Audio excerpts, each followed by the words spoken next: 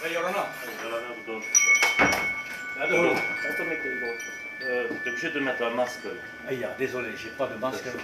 Ici, Octave veille à ce que les gestes barrières soient respectés à la lettre. C'est le quotidien des apprentis tatoueurs.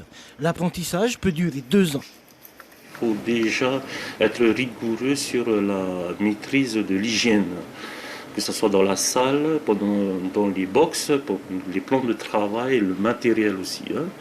Ça, il faut être vraiment très rigoureux dessus, parce qu'on est quand même, il peut y avoir quand même un danger, un problème dessus.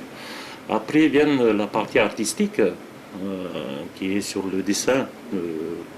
On ne peut pas. Il y a une certaine harmonie à respecter aussi. Sur l'année, on va déjà regarder son niveau au niveau du dessin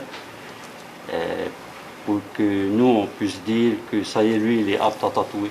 Tant qu'il n'atteindra pas ce niveau-là, il ne tatouera pas. Octave veut être tatoueur professionnel, un rêve qui peut enfin devenir réalité grâce à Rodolphe. Il lui a permis de bénéficier d'un CAE. L'objectif, permettre à Octave d'avoir un CDI. 90% de nos CAE, c'est les promesses d'embauche.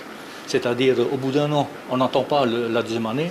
Au bout d'un an, lorsque c'est une promesse d'embauche, on essaie donc d'inciter nos jeunes à être sérieux, à être ponctuels et à aimer leur profession. Oi, elle aussi, a bénéficié d'un CAE. Elle travaille depuis quelques semaines chez un traiteur en cuisine chinoise. Ce matin, elle prépare la farce des nems.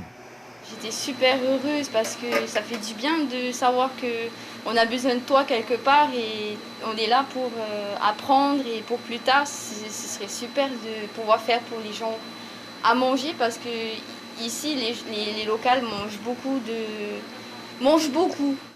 Sriprai est thaïlandaise et la cuisine, elle l'a apprise en famille. La plupart des ingrédients viennent de son jardin. Moi, j'ai aidé les jeunes à apprendre l'amitié. Comme ça, quand eux ils sont un peu mieux, ils peuvent faire leur métier eux-mêmes.